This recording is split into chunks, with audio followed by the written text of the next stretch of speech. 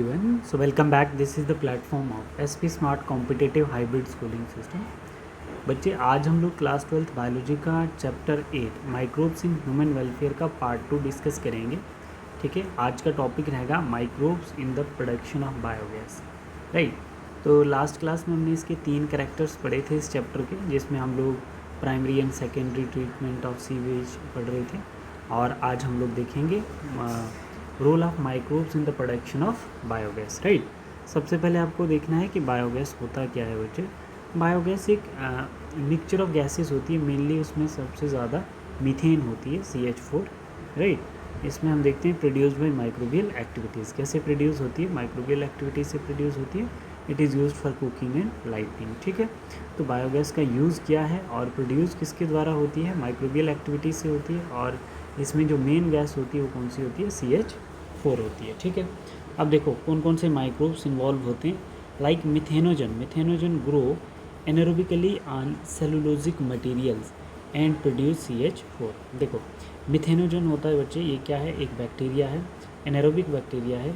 ठीक है, ये सेलुलोजिक मटेरियल जो सेलुलोज को डाइजेस्ट करता है रूमिनेंट काऊ के गट में.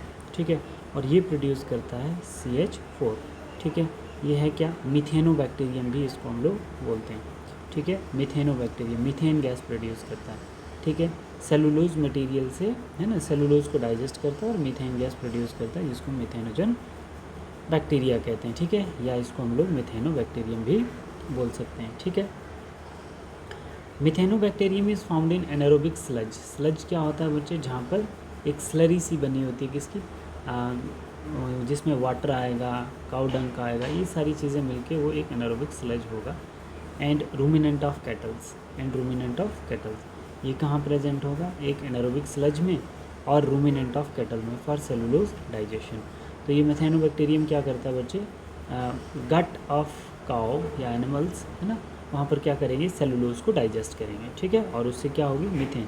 रूमिनेंट एनिमल्स का मतलब होता है, रूमिन ऑफ कैटल का मतलब होता है जिनके स्टोमक में 4 चैम्बर होते हैं, उनको रूमेंस ऑफ कैटल कहते हैं.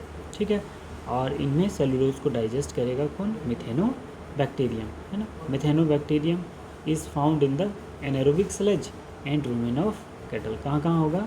कहाँ? एनारोबिक स्लज में होगा और रूमेन ऑफ कैटल में, जो सेलुलोज को डाइजेस्ट करेगा.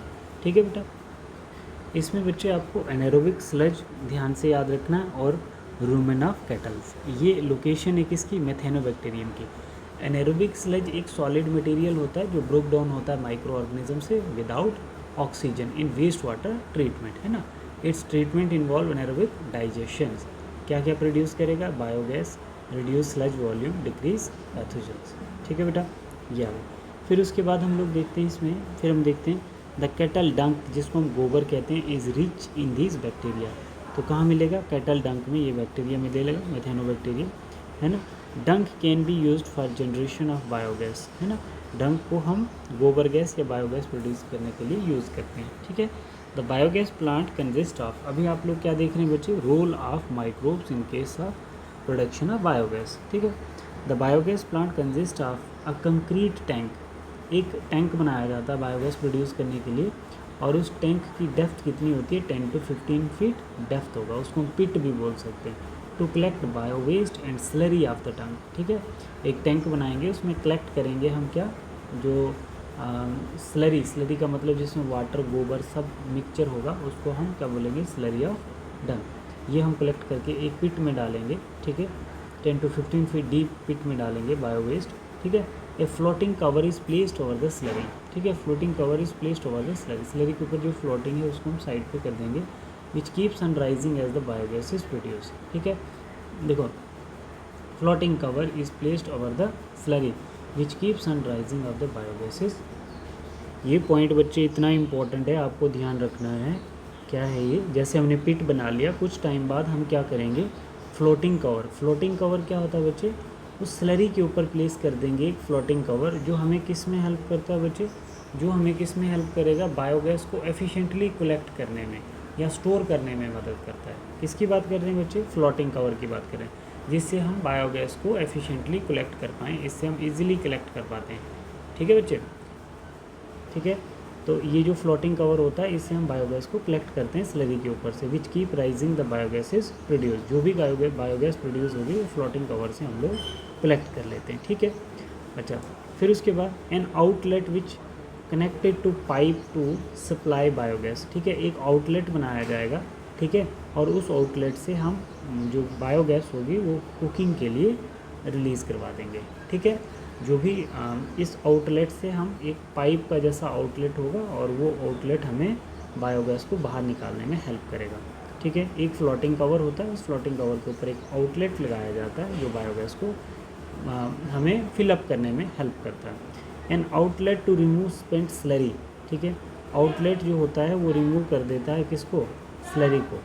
N outlet to remove spent slurry used as biofertilizer, और जो पीछे स्लरी बचती है उसको हम खेतों में यूज़ कर देते हैं एज अ बायोफर्टिलाइज़र। तो आप लोगों ने देखा बच्चे कितना हमें यूज़ हुआ इसका, हमें कितना यूज़ हुआ, आपके कितनी चीज़ें हमने देखी कि मेथेनोजन बैक्टीरिया जो है वो किसको, सेलुलोज को डाइजेस्ट करके, है ना, वो क्या क्या बना रहा है बच्चे, सेलुलोज को डाइजेस्ट करके हमारे लिए एक फर्टिलाइज़र भी बना रहा है, एक गैस भी बना रहा है, ठीक है। किसकी फॉर्म में, मीथेन की फॉर्म में, जो हम कुकिंग में गैस यूज़ करते हैं, ठीक है बेटा, ठीक।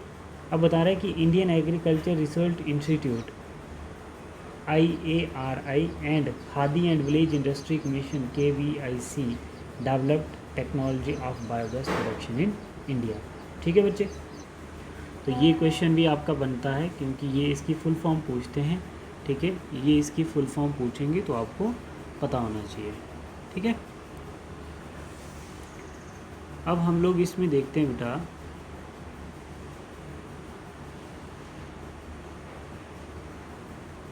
देखो जैसे आपको इसका देखना है, इंडियन एग्रीकल्चर रिसर्च इंस्टीट्यूट जो है ये क्या करेगा, Indian agriculture research institute focus on agricultural research and has played a significant role in developing biogas technology in India, ठीक। बट ये जो है Khadi and village industry commission जो है promote small scale and rural industry including biogas production, ये वाला khadi and village industries, ठीक है बच्चे, ठीक है। And has been instrumental in popularising the biogas technology in rural area. इन दोनों के मैंने आपको फंक्शन बता दिए, ठीक है। अब देखो, अब हमारे पास आता है फिफ्थ वाला, जो फिफ्थ पॉइंट है हमारे पास, फिफ्थ क्या है, माइक्रोब्स का बायो कंट्रोल एजेंट में क्या क्या रोल होता है। माइक्रोब्स का बायो कंट्रोल एजेंट में क्या क्या रोल होता है, देखो जैसे bio control is the use of biological method for controlling plant disease and paste, ठीक है। हम बोल रहे हैं कि बायो कंट्रोल एजेंट, जैसे प्लांट्स की डिजीज़ को कंट्रोल करने वाले भी कुछ माइक्रोब्स होते होंगे, ठीक है। ऐसे माइक्रोब्स जो प्लांट्स की डिजीज़ को कम करते हैं, है ना, जैसे plant disease and paste controlling. Bio control is the use of biological method for controlling plant disease and paste. For example lady bird, जिसको हम बिटल कहते हैं, कंट्रोल एफिड्स, है ना, ड्रैगन फ्लाई कंट्रोल मॉस्किटो। तो ये सब जो है बेटा, ये सब जो है, जैसे लेडी बर्ड जो है ये एफिड्स को खा जाती है, जैसे ड्रैगन फ्लाइज जो होते हैं ये मॉस्किटो को खा जाते हैं। तो ये क्या है बच्चे, ये एक बायो कंट्रोल एजेंट है जो हमें नुकसान पहुंचाते हैं, है ना। जैसे प्लांट डिजीज़ और पेस्ट होते हैं, प्लांट के अंदर डिजीज़ कौन काज करता है, जैसे एफिड होता है वो सेल सैप को सक कर लेता है, तो उसको कौन खा जाता है, लेडी बर्ड। तो ये प्लांट डिजीज़ से बचाने के लिए हमारे पास क्या हो गया, बायो कंट्रोल एजेंट हो गया, लेडी बर्ड जो है बायो कंट्रोल एजेंट हो गया। फिर पेस्ट आ जाता है हमारा, पेस्ट जो है बच्चे वो क्या करता है, पेस्ट भी बहुत सारी डिजीज़ से प्लांट को बचाता भी है, कुछ अच्छे पेस्ट भी होते हैं, ठीक। ड्रैगन फ्लाई जैसे मॉस्किटो को कंट्रोल करता है। ऐसे chemical pesticides and insecticide kill both useful and harmful organism cause pollution, ठीक है। जैसे केमिकल पेस्टिसाइड्स हैं एंड इंसेक्टिसाइड्स, है ना, insecticide kill both useful and harmful organism and cause pollutions. Bio control method has no such problems. देखो ये बोल रहा है कि जो केमिकल पेस्टिसाइड्स हैं और इंसेक्टिसाइड्स हैं दोनों को ठीक है बच्चे, जैसे इसमें ये क्या बोल रहा है, ये बोल रहा है कि जो बायो कंट्रोल मेथड है वो टारगेटेड अप्रोच करता है pest management using natural predator, parasites, pathogen to control pest. क्या क्या बेनिफिट होते हैं, रिड्यूस्ड इन्वायरमेंटल पोल्यूशन, ठीक है, conservation of beneficial organisms, targeted pest control, lower risk of pesticide resistance, है ना। ये एक क्या है बेटा, ये sustainable and eco friendly alternative to chemical pesticides है। अगर आप ऐसे भी देख सकते हो इसको, ये तो पूरा समझ में आ गया पहला पॉइंट। इसको आप ऐसे बोल सकते हैं। जो केमिकल पेस्टिसाइड्स होते हैं और इंसेक्टिसाइड्स, है ना, जो पेस्ट को ख़त्म करते हैं उनको पेस्टिसाइड्स कहते हैं, जो इंसेक्ट को ख़त्म करते हैं उनको इंसेक्टिसाइड कहते हैं। बोल रहा है कि जो केमिकल पेस्टिसाइड्स और इंसेक्टिसाइड हैं वो दोनों को kill both useful and harmful organism. ठीक है, जो यूज़फुल ऑर्गेनिज्म है और हार्मफुल ऑर्गेनिज्म है उन दोनों को ही ख़त्म कर देता है। और क्या कर देगा, पोल्यूशन काज करेगा, है ना बेटा, है ना। बट जैसे आप देखते हो वीड, हम वीड डालते हैं अनवांटेड प्लांट को ख़त्म करने के लिए, बट उसके साथ हमारे फ़ायदे के प्लांट भी ख़त्म हो जाते हैं। ठीक है, वीडीसाइड बोला जाता है उसको। अच्छा, इंसेक्टिसाइड, जिसमें इंसेक्टिसाइड हम जो हमें नुकसान पहुंचाते हैं, हार्मफुल ऑर्गेनिज्म है, उनको मारने के लिए हम इंसेक्टिसाइड डालते हैं, बट उसके साथ साथ हमारे यूज़फुल ऑर्गेनिज्म भी मर जाते हैं। तो इनका रहता है कि जो केमिकल पेस्टिसाइड और इंसेक्टिसाइड हैं ये दोनों को ही मार देते हैं, यूज़फुल और हार्मफुल ऑर्गेनिज्म, और क्या करेंगे, पोल्यूशन भी काज होता है इससे। But bio control method has no such problem. Bio control agent में ऐसी कोई प्रॉब्लम नहीं होती है, क्योंकि जो लेडी बर्ड है बच्चे वो एफिड को सक करेगा, बट इसका पोल्यूशन से कोई लेना देना नहीं है। इकोसिस्टम में इसका एक सस्टेनेबल डेवलपमेंट में इसका एक अलग से रोल है। ड्रैगन फ्लाई जो है, अगर ये मॉस्किटो को कंट्रोल करता है तो इसका ऐसा कुछ नहीं है ना। ये अपना एक लाइफ इकोसिस्टम में इसकी एक अपनी इंपॉर्टेंस है, तो इससे कोई हमें वो हार्मफुल इफेक्ट नहीं आता है। ठीक है, तो आप बोल सकते हैं कि केमिकल पेस्टिसाइड्स और इंसेक्टिसाइड्स जो हैं उसके बेनिफिट भी हैं और लॉस भी हैं, बट जो और साथ में पोल्यूशन भी काज करते हैं। बट बायो कंट्रोल एजेंट जो है सच नो प्रॉब्लम, ऐसा इनमें कुछ नहीं होता है। ठीक है, इनका बेनिफिट ही बेनिफिट होता है। फिर उसके बाद हम देखते हैं माइक्रोबियल बायो कंट्रोल एजेंट, जैसे बेसिलस थ्रियोजेनेसिस, बीटी जिसको आप बोलते हो, टू कंट्रोल बटरफ्लाई कैटरपिलर।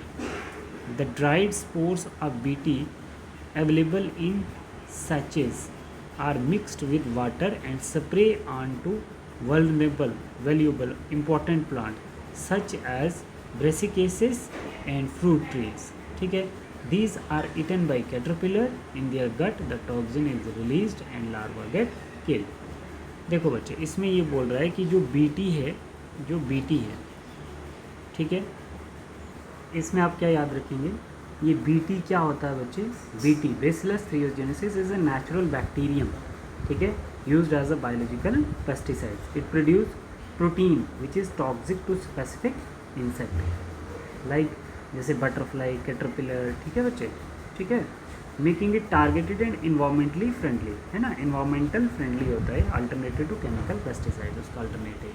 अब देखो, माइक्रोबियल बायो कंट्रोल एजेंट ये एक बैक्टीरिया है, ठीक है, इसमें क्या होती है, एक प्रोटीन्स होती है जो टॉक्सिक होती है। अब क्या करते हैं कि हम इस बीटी का एक स्प्रे बनाते हैं, ठीक है, ड्राइड स्पोर बीटी के लेते हैं, अवेलेबल इन सचेज पैकेट्स में मिलते हैं, mixed with the water and spray to the vulnerable plant, vulnerable plants में हम स्प्रे कर देते हैं। ठीक है, इसको to control butterfly and caterpillar, ठीक है, इनको कंट्रोल करने के लिए, such as brassicas and fruity, इन पे हम लोग इसकी स्प्रे कर देंगे। These are eaten by caterpillar, जब कैटरपिलर जो इंसेक्ट हैं इसको खाएंगे, इन दियर गट, कैटरपिलर के गट में वो जो हमारा टॉक्सिक प्रोटीन्स होता है, बीटी का जो एक क्राई प्रोटीन है, वो जब गट के अंदर क्या हो जाएगा, एक्टिव हो जाएगा, and release the larva get killed. ठीक है, तो अब क्या होता है कि जैसे ये गट में पहुंचता है तो उसका एल्कलाइन नेचर हो जाता है और वो क्राई प्रोटीन जो होता है वो एक्टिव हो जाता है, जिसकी वजह से कैटरपिलर डेथ कर जाते हैं। The scientist have introduced BT thuringiensis toxic gene into plants, that is BT cottons. ठीक है, तो अब देखो ये बता रहा है कि जो ये सब बीटी कॉटन के अंदर आपको मिलेगा, है ना, एक बैक्टीरिया जिसके अंदर एक टॉक्सिक प्रोटीन होता है। ठीक है, अब उसमें वो जो टॉक्सिक प्रोटीन होता है तो वो जब तक कैटरपिलर के गट में नहीं जाएगा तो तब तक वो इफेक्टिव नहीं हो सकता है। तो जब उसको कैटरपिलर खाता है तो उसकी डेथ हो जाती है। ठीक है, तो कैटरपिलर से बचाने के लिए, इंसेक्ट से बचाने के लिए हम बीटी का यूज़ करते हैं, समझ आई। वैल्यूएबल प्लांट्स के ऊपर बीटी की स्प्रे कर देंगे और जब उसको कैटरपिलर खाएंगे तो उसके लार्वे जो होंगे वो डेथ कर जाएंगे। ठीक है, ऐसे ही हमारे पास ट्राइकोडर्मा स्पीशीज़ है एक फंगस की। These are free living, present in the root ecosystem. कहाँ प्रेजेंट होगा, रूट्स में प्रेजेंट होगा ट्राइकोडर्मा, एक फंगस है। They control several plant pathogens, वो अपने आसपास कोई डिजीज़ काजिंग एजेंट नहीं आने देगा। ठीक है, तो ट्राइकोडर्मा भी बायो कंट्रोल एजेंट की तरह काम करता है। बैकेलो वायरस, स्पेशली जीनस किसका, न्यूक्लियोपॉलीहाइड्रोवायरस का। Attack insect and other arthropod, एक वायरस है, ठीक है, जिसको हम बैक्लोवायरस कहते हैं, है ना, स्पेशली उसका जीनस ये है, और वो अटैक करता है किस पे, इंसेक्ट पे और आर्थ्रोपोड्स पे, ठीक है बेटा, ठीक है। अब देखो, it is suitable for species specific, ये क्या होता है, स्पीशीज स्पेसिफिक होता है, narrow spectrum insecticidal application and desirable in integrated pest management, ठीक है बेटा, programme to conserve beneficial insect, ठीक है। तो ये आपने याद रखने हैं, माइक्रोबियल बायोकंट्रोल एजेंट कौन कौन से हैं, ठीक है, बेसिलस, ट्राइकोडर्मा, बैक्लोवायरस, ये आपने याद रखने हैं। और लास्ट रहता है बच्चे हमारे पास माइक्रोब्स का क्या रोल होता है बायो फर्टिलाइज़र में, ठीक, बायो फर्टिलाइज़र और organism that enrich nutrient quality of the soil, ठीक है। ऑर्गेनिज्म जो होते हैं बच्चे बायो फर्टिलाइज़र में माइक्रोब्स का सबसे इम्पोर्टेंट रोल होता है। जैसे ऑर्गेनिज्म जो होते हैं वो न्यूट्रिएंट, इनरिच न्यूट्रिएंट की क्वालिटी, मतलब जो न्यूट्रिएंट रिच सॉइल बना देते हैं, लाइक बैक्टीरिया, फंजाई, साइनोबैक्टीरिया, ठीक है, ये सॉइल को हाईली फर्टाइल बना देते हैं माइक्रोब्स, ठीक है। जैसे rhizobium symbiotic bacteria in root nodules, ठीक है, of leguminous plants fix nitrogen, atmospheric nitrogen, ठीक है बच्चे, ये राइजोबियम बैक्टीरिया है, ये कुछ माइक्रो ऑर्गेनिज्म हैं, फंजाई, साइनोबैक्टीरिया, ये इनरिच न्यूट्रिएंट क्वालिटी कर देते हैं सॉइल्स के अंदर, ये नाइट्रोजन फिक्स करते हैं। Free living bacteria in soil that is azospirillum and azotobacter enrich the nitrogen content of the soil, nitrogen content soil के अंदर कौन इंक्रीज कर रहा है, राइजोबियम बैक्टीरिया, ठीक है।